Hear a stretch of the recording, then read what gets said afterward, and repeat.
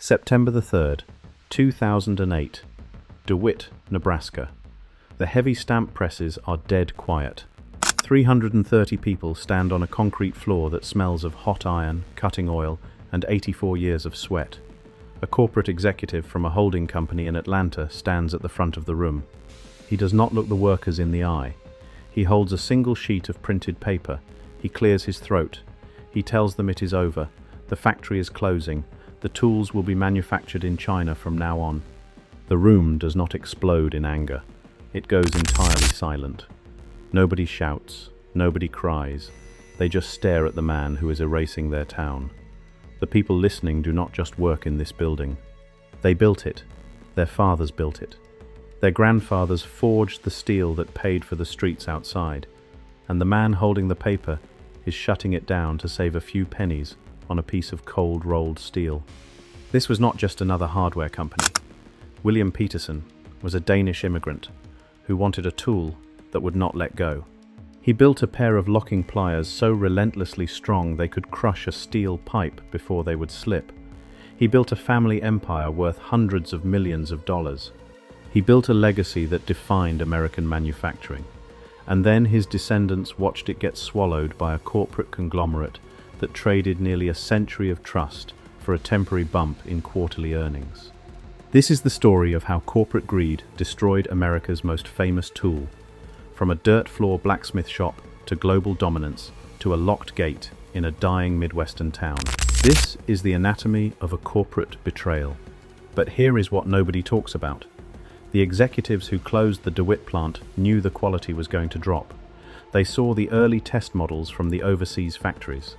The steel was softer, the teeth stripped faster, the locking mechanism jammed under pressure, and they made the move anyway, not because they had to survive a crisis, because they thought you would not notice the difference. William Petersen had nothing. He was born in Denmark in 1889. He immigrated to the United States and found his way to the flat, unforgiving plains of Nebraska. He was a man who understood heat and force and friction. He opened a blacksmith shop in the tiny town of DeWitt. His daily routine was brutal. He woke at 4 in the morning. He lit the forge before the sun came up. He hauled coal. He swung a heavy hammer until his shoulders burned. He had calluses on his hands thick enough to stop a wood carving knife. He trusted iron. He feared nothing except bad craftsmanship. He wanted to build something that lasted forever, but he was trapped in an industry that had not evolved in a century. In the American Midwest in the early 1920s, metalworking was a dangerous, exhausting game. A blacksmith needed an anvil, a hammer, a piece of raw iron, and a pair of tongs. The tongs were the weak link. To understand why, you have to understand the physics of hot metal. When you heat a piece of iron to 2000 degrees Fahrenheit, it glows orange. It radiates heat that singes the hair off your arms. You have to pull that boiling iron out of the fire with your tongs. You have to lay it on the anvil, and then you have to hold it perfectly still with your left hand while you strike it with a heavy hammer in your right hand. Tongs do not lock.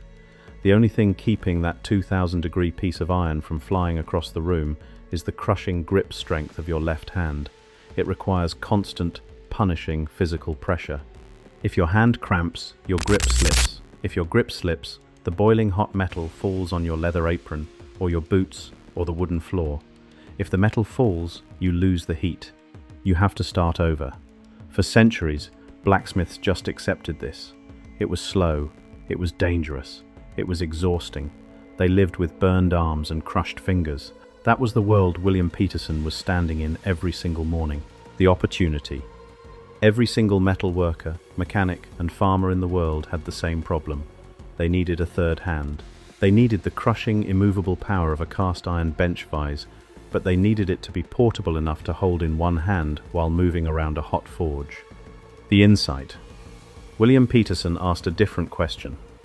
What if the human hand did not have to provide the continuous pressure? What if the tool did the holding for you? What if the tool locked itself to the metal using mechanical leverage so the human hand could finally let go? The execution. He started carving models out of wood. He took the basic shape of an ordinary pair of pliers, but he completely redesigned the mechanics. He added a threaded screw mechanism to the bottom handle. He built a toggle link inside the grip. This is a simple but brilliant piece of physics called an over-center mechanism. You turn the screw to set the exact width of the jaws. You place the jaws over the metal. You squeeze the handles together. The toggle link pushes forward. The resistance increases until the link snaps past its center point. The moment it crosses that invisible line, the tool locks in place with over 1 ton of crushing force. The handles will not open until you pull a release lever. The result? He called it the Vise-Grip. He filed for a patent, which was granted on April 8, 1924. It gave a single worker the power of a mechanical bench vise in a tool that fit in the back pocket of a pair of canvas overalls. A blacksmith could now hold boiling iron with 0 physical effort. A farmer could clamp 2 broken pieces of a tractor together while he welded them. Productivity did not just improve, it doubled overnight. The problem it created: nobody knew what the hell it was. Hardware stores looked at this strange, complicated contraption and refused to stock it. They said it looked too heavy. They said it was too expensive. A standard pair of pliers cost a few pennies. Petersen wanted to charge $1.25. In 2024 money, that is about $22. Hardware distributors laughed him out of their offices. William Petersen had a revolutionary invention, an approved United States patent, and absolutely 0 customers. What happened next shocked everyone who knew him. He did not go back to the forge. He did not accept defeat. He put 50 Vise-Grips in the trunk of his car. He drove out of DeWitt and headed straight for the local farms. He walked right up to mechanics, tractor repairmen, and independent welders. He did not give them a sales pitch.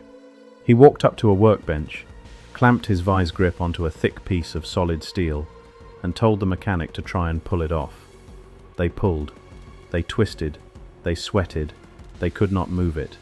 Then Petersen would casually reach over, flick the release lever, and the tool would drop into his hand. Every single man who saw that demonstration reached into his wallet. He sold out of his entire inventory in a single week. William Petersen opened a small manufacturing plant in DeWitt. He hired his neighbors. He hired his friends. He bought stamping presses and heat treatment ovens. He began turning raw American steel into locking pliers. Growth was slow but steady. And then the Great Depression hit. The stock market collapsed in 1929. The banks failed. The farms across the Midwest dried up and blew away in the Dust Bowl. People did not have money for food, let alone expensive hand tools. Factories across the country boarded up their windows and fired their workers. But William Petersen refused to fire his people. He knew the families in DeWitt. He went to church with them. He knew that if he closed the factory, the town would starve. He kept the machines running. He stockpiled inventory he could not sell.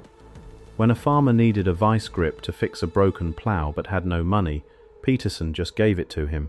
He traded tools for chickens, for vegetables, for whatever people could spare. He bet his entire company on the belief that if he took care of his people and his product during the darkest economic collapse in American history, they would take care of him when the light returned. And on this date, everything changed. But to understand how, we need to go back 6 months. It is 1939. World War II is beginning in Europe.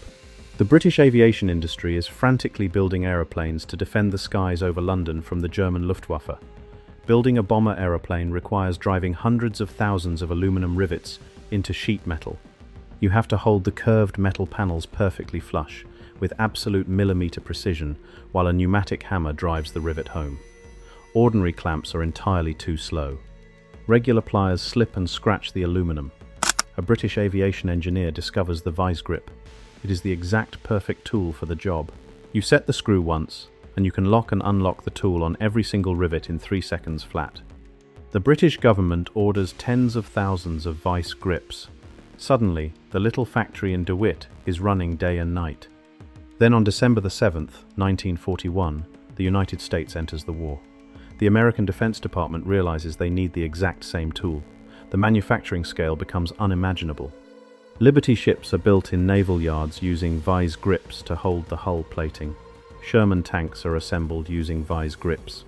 Jeeps are repaired on the muddy battlefields of France and Germany using Vise-Grips.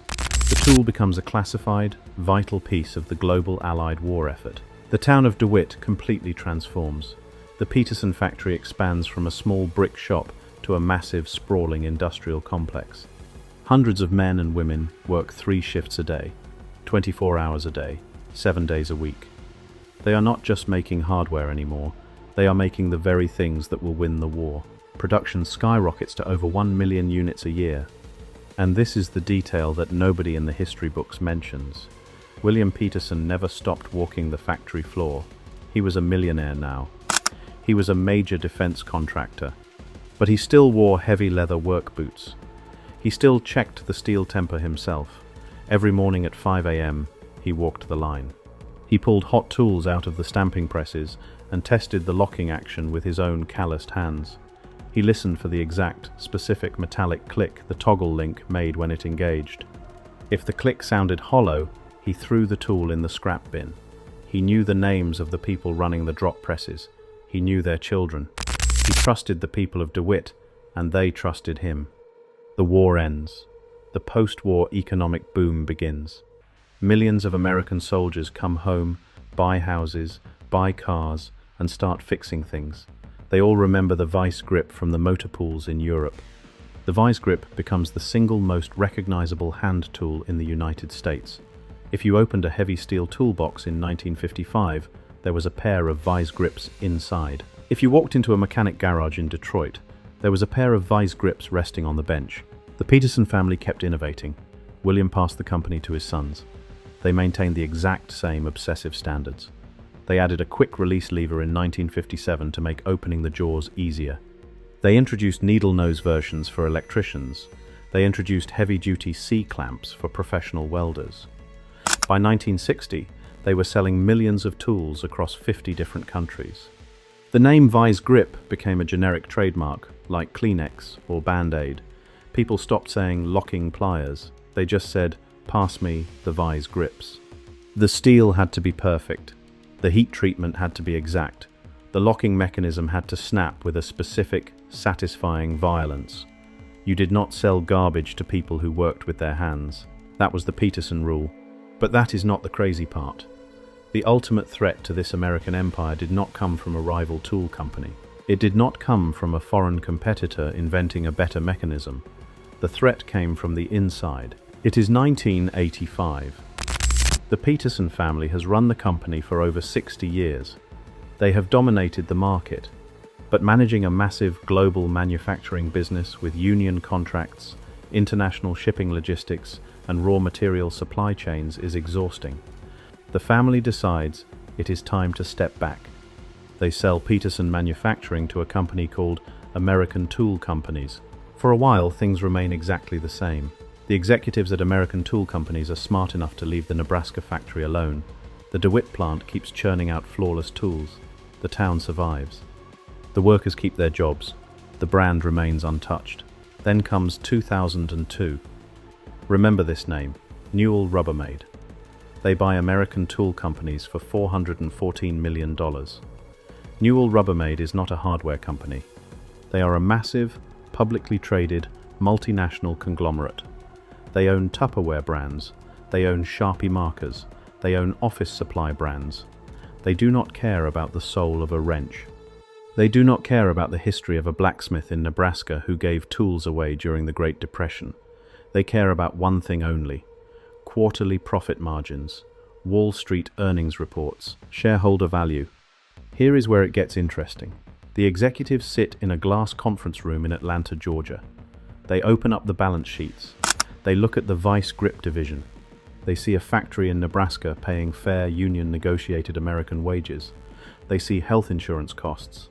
They see pension plans. Then they look at a spreadsheet for an outsourced manufacturing facility in China. The Chinese factory promises they can make a tool that looks exactly like a Vise-Grip for a fraction of the cost.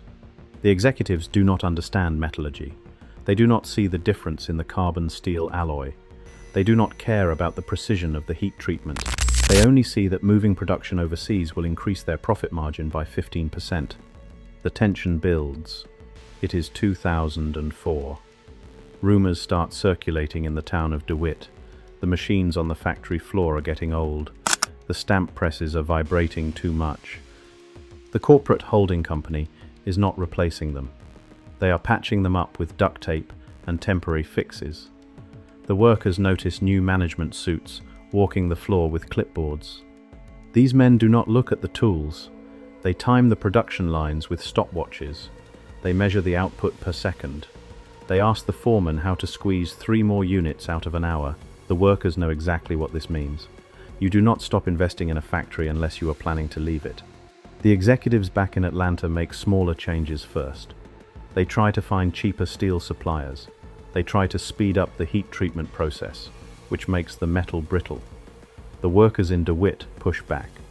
They tell the management that the quality is dropping. The management ignores them. The priority is no longer making the best tool in the world. The priority is making the most profitable tool in the world. Decision moment. It is the summer of 2008. The global financial crisis is beginning to ripple across the economy. The corporate board of Newell Rubbermaid has 2 choices. Keep production in Nebraska, maintain the legendary quality of the brand, weather the economic storm, and accept a lower profit margin. Or move everything to China, fire the people who built the brand, and secure their executive bonuses. They vote. They choose the margin. Immediate consequence. September the 3rd, 2008. The announcement is made on the factory floor. 330 people lose their jobs.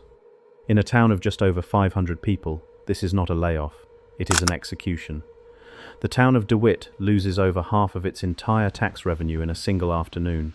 The local diner struggles. The grocery store closes. A community that existed for 84 years to build one perfect piece of physical engineering is left with an empty brick shell surrounded by a chain-link fence.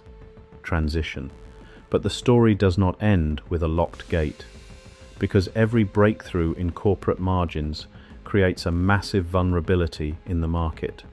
You can outsource the labor, you can outsource the steel, but you cannot outsource the reputation. The new Chinese-made tools hit the shelves in 2009. They look exactly like Vise-Grips. They have the familiar blue and yellow cardboard packaging. They have the famous logo stamped on the side. But the mechanics, the pipe fitters, and the farmers notice something immediately. The steel is softer. When a mechanic clamps down on a hardened, rusted bolt under a truck chassis, the teeth of the new Vise-Grip round off and strip out. The metal is inferior. When a welder subjects the tool to intense heat, the locking mechanism jams up and refuses to release. The tool slips. The toggle link bends. For the first time in 84 years, a Vise-Grip fails to grip. The customers revolt. Professional tradesmen flood hardware forums and comment sections with complaints. They return the broken tools to the big box home improvement stores in droves. They feel insulted. They feel betrayed. And the competitors see the blood in the water. Companies like Milwaukee Tool, Knipex, and Malco step straight into the massive gap. They begin building incredibly high-quality, professional-grade locking pliers to replace the broken American legend. Newell Rubbermaid saved their profit margin on paper, but they destroyed the only thing that actually mattered, the unconditional trust of the person holding the tool. Somewhere in America tonight, in a cold detached garage or a professional diesel mechanic shop, a man is digging through the bottom drawer of a scratched red metal toolbox. He pushes past the shiny new ratchets. He ignores the modern wrenches. He reaches for a pair of Vise-Grips that look like they have been through a war. The chrome plating is entirely gone. The steel is a dull, scratched, oxidized grey, but the teeth are still perfectly razor sharp. He squeezes the handles together, and the toggle link snaps shut with a sound like a rifle bolt closing. The side of the tool is stamped with 3 very specific words: Made in USA.